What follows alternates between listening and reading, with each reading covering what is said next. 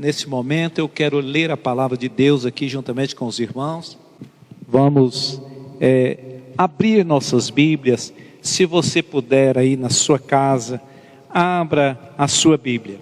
Escolhi um texto para falar aqui com os irmãos, que está em 1 Reis, capítulo 18, o verso 21 ao 24. Aliás, do verso 20 ao 24. Que diz assim: Então enviou Acabe a todos os filhos de Israel e ajuntou os profetas no Monte Carmelo. Então Elias se chegou a todo o povo e disse: Até quando cocheareis entre dois pensamentos? Se o Senhor é Deus, segue-o, e se Baal, segue-o. Porém o povo lhe não respondeu nada. Então disse Elias ao povo: Só eu fiquei por profeta do Senhor, e os profetas de Baal são 450 homens. Deixe-nos, pois, 2 bezerros, e eles escolham para si um dos bezerros, e o dividam em pedaços, e o ponham sobre a lenha. Porém, não lhe metam fogo. E eu prepararei o outro bezerro, e o porei sobre a lenha, e não lhe meterei fogo. Então, invocai o nome do vosso Deus, e eu invocarei o nome do Senhor. E há de ser que o Deus que responder por fogo, esse será Deus. E todo o povo respondeu e disse: É boa esta palavra. Glória a Deus.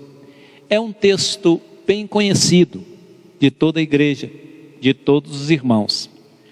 Esta história é a história que envolve aí Acabe e Jezabel. Acabe, um rei do norte, que fez uma aliança com Etibaal, rei e sacerdote de Tiro e de Sidom. E essa aliança era uma aliança política, era uma aliança que Acabe precisava para ter uma força contra guerra, para guerra contra alguns países. Muito bem, mas o caso é que aqui tinha política e também religião envolvida no assunto. Porque no acordo, na aliança entre Etibaal e o rei Acabe, surgiu o casamento de Acabe com Jezabel. Jezabel, por sua vez, era tremendamente religiosa e tinha os seus profetas e as suas profetisas. Então eram todos seguidores de Baal. Mas Israel estava todo desviado, entretido no mundo com outras coisas, entretido no mundo com os prazeres do mundo, com o que o mundo oferecia. E o povo estava esquecendo de Deus, estava abandonando a Deus. E Elias, por ordem divina, foi conversar com Acabe. Nós conhecemos toda aquela história. Depois de 3 anos e meio sem chuva, Deus mandou com que o profeta Elias fosse conversar com Acabe. Então ele tinha uma autoridade de Deus para ir conversar. E Acabe já foi chegando e acusando Elias: Você é o perturbador de Israel? Elias não deixou por menos, disse: Não, perturbador de Israel é você que trouxe outros deuses, está servindo outros deuses e saiu dos projetos de Deus para a sua vida, para a vida da nação. Então ele mesmo deu ali a ideia: vamos todos reunir. E Acabe gostou daquela ideia, por certo, e ajuntaram todo mundo lá no Monte Carmelo. Ali, Monte Carmelo, ele ficava no norte de Israel, já na divisa com a Fenícia. Na verdade, o Monte Carmelo era muito mais a casa de Baal, a casa de Tiro e de Sidom, do pessoal de Tiro e de Sidom, do que de Israel, embora estivesse ali na divisa. E Elias foi para lá e fez essa proposta para o povo: olha, se o Senhor é Deus, então vocês seguem o Senhor, se não, vocês podem seguir a Baal. E o povo ficou calado, porque na verdade o povo queria ver alguma coisa para seguir. Quantos hoje não estão em dúvida, né? Será que Deus está operando maravilha? Será que Deus está realizando a obra? Quero dizer para você que Deus nunca esqueceu a igreja, nunca. Quando a Bíblia diz que as portas do inferno não prevalecerão contra a igreja, e não vai prevalecer mesmo. Muita gente está contra a igreja, muitos políticos contra a igreja. Nós estamos vivendo alguma coisa parecida com isto. Muita gente atrás de política, muita gente atrás de um governante, mas nós temos o governante que está acima de todos os governantes, que é nosso Deus. Nosso Deus, Ele reina, Ele nunca deixou de reinar, e Ele deixou para nós as promessas dEle.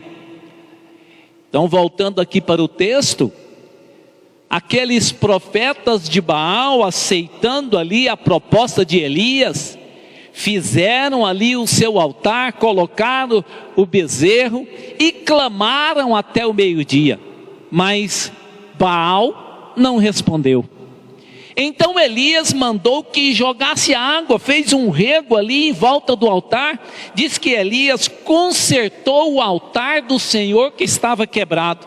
Ele juntou 12 pedras, cada pedra representando uma tribo de Israel.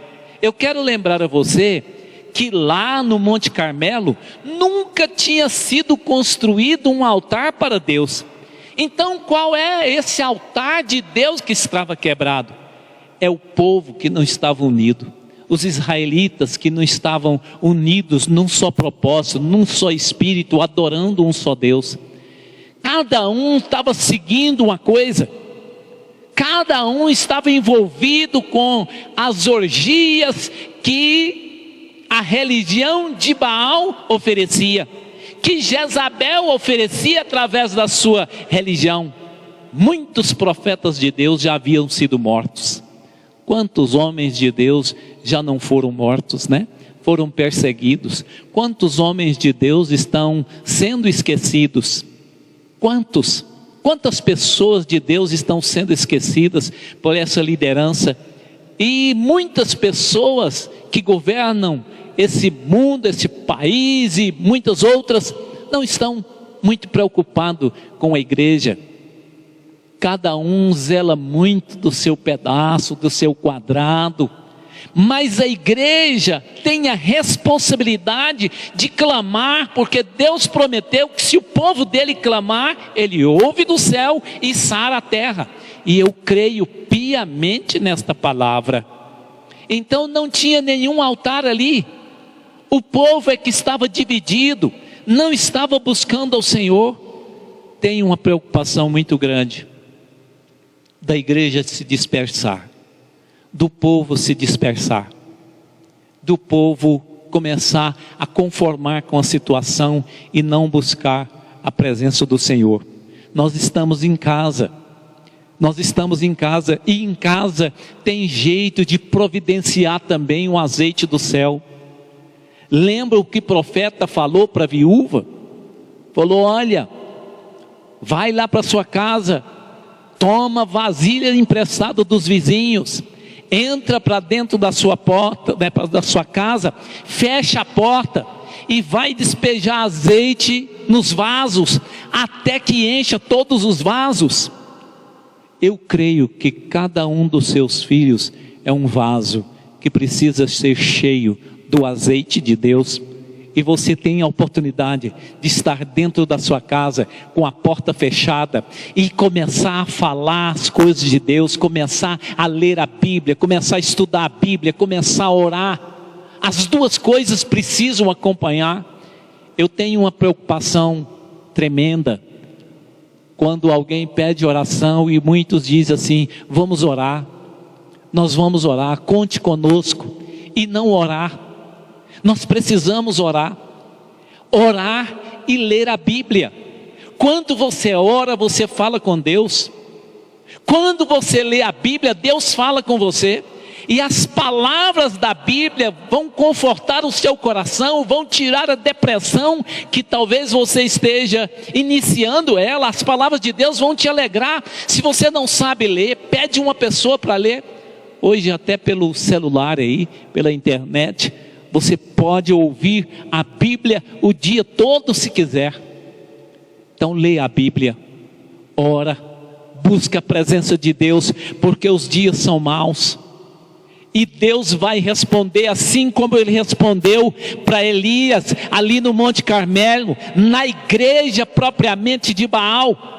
Lá na casa de Baal, Deus mandou fogo do céu e consumiu todo aquele sacrifício ali. E a Bíblia registra que lambeu até a água que foi derramada sobre aquele sacrifício.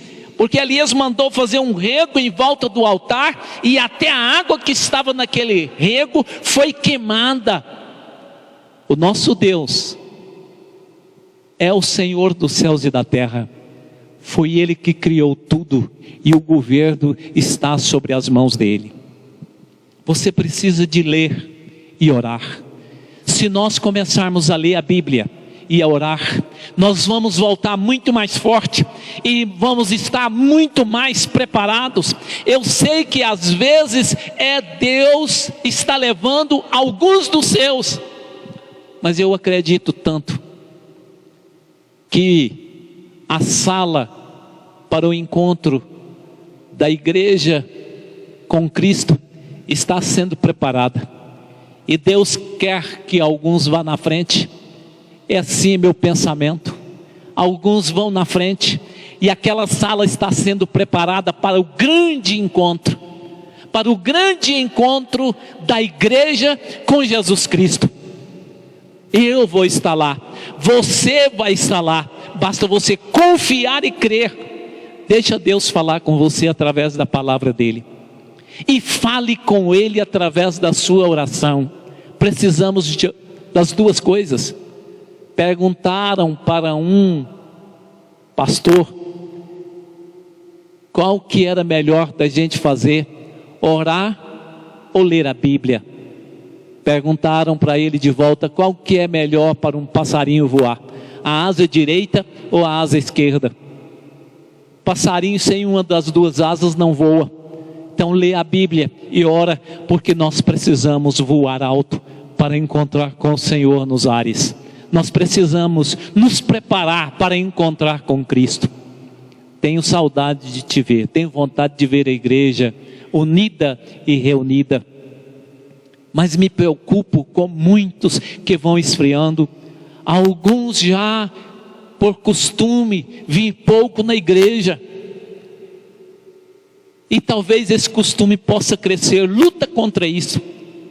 Junta sua família na sua casa e começa a pegar o pouquinho de azeite que você tem e começa a distribuir nos outros vasos, e você vai notar que o pouco de azeite que está na sua vida vai preencher todo o vazio de todos os vasos.